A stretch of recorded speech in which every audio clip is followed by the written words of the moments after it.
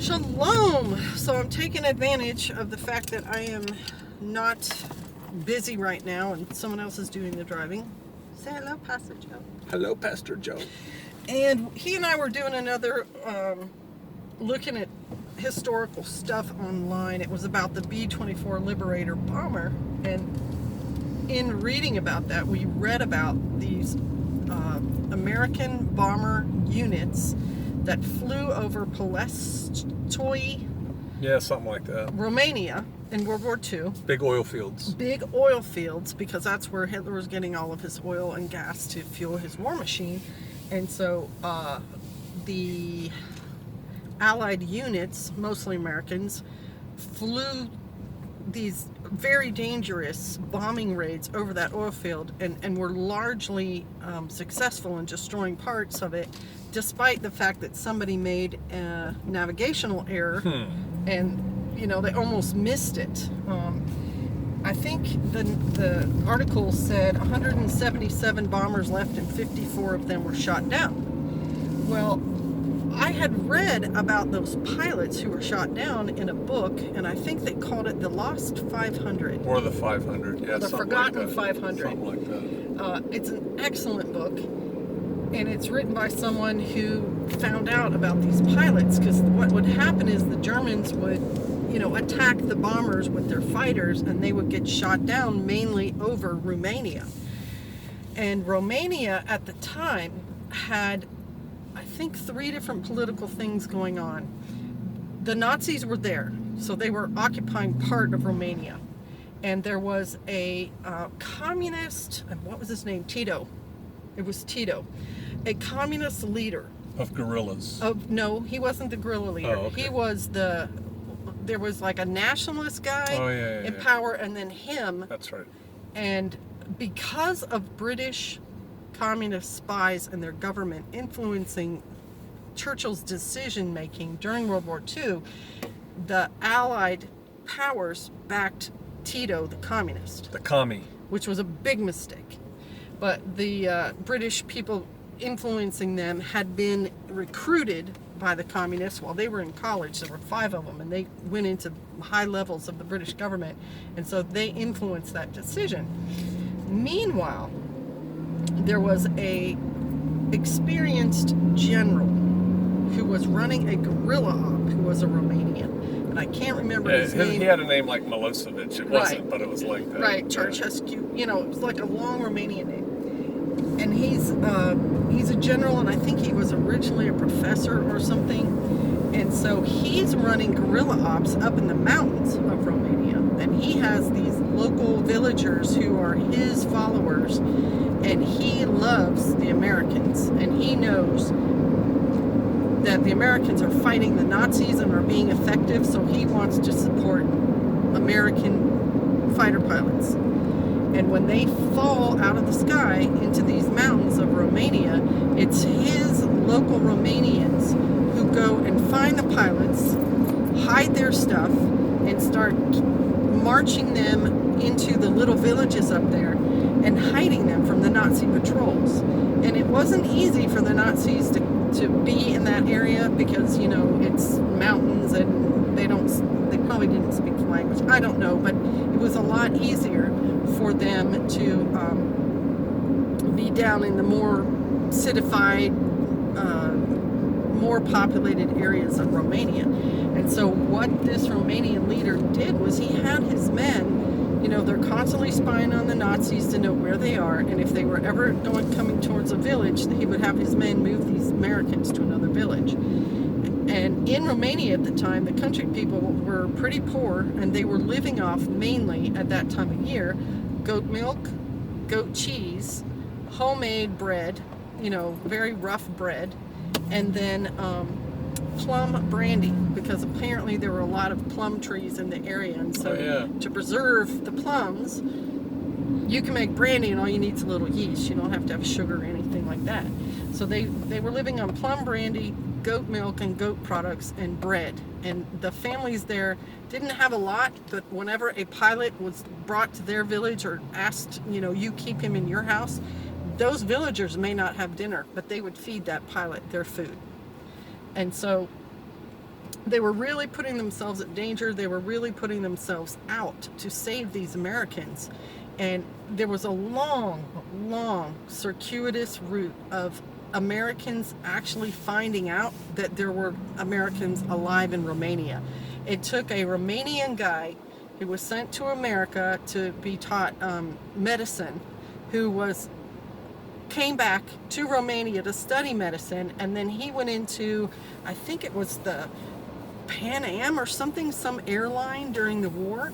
And while he was there, some person from Romania contacted his wife, and she's back in America, and said to her, like, there's these Americans up in the hills of Romania and nobody knows about them.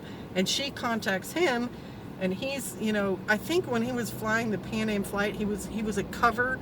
It was a cover for him, and he was kind of contacted or in contact with the CIA. So when his wife told him these American pilots were there, he let the CIA know, hey, you've got Americans in Romania and nobody knows about them. Wasn't CIA. Okay, OSS.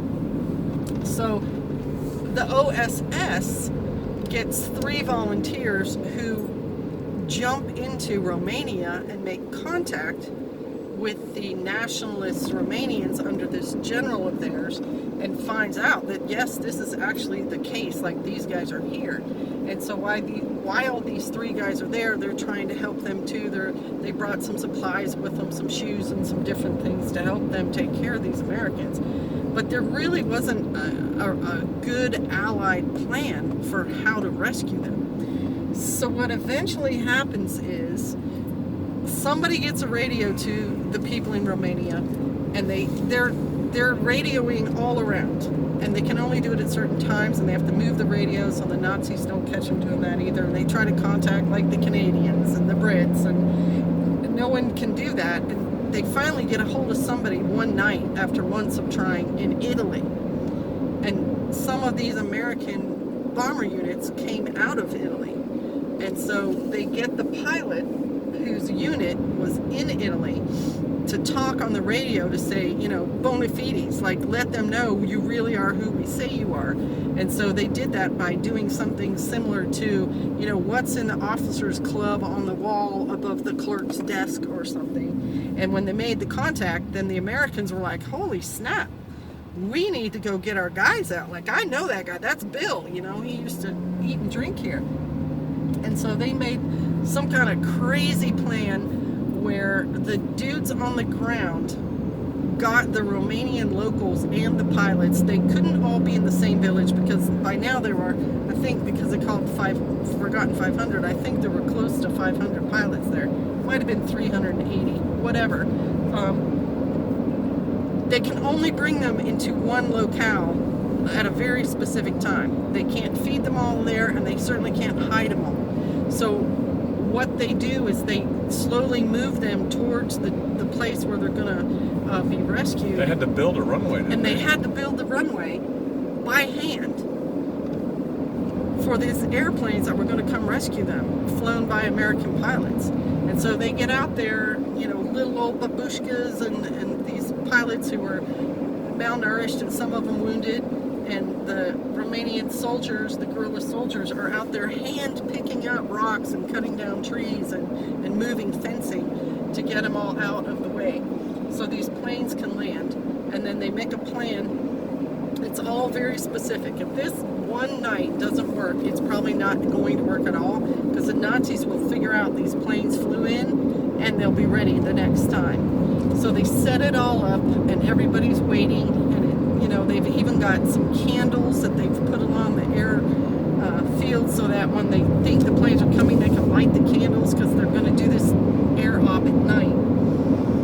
And the first plane comes in and kind of tries to see where they are, and he flies back on out, and they're all like, oh my gosh, they're not going to do it, they're not going to do it. And then the next one comes in and lands, and they hobble out there with 20 or 15 or 25 or however many could go on each plane, and just literally throw these soldiers on there. And while the soldiers are getting on the planes, the airmen, they are taking off their shoes and giving them to the guerrillas, and taking off their jackets and giving it to the guerrillas, because these guys have nothing.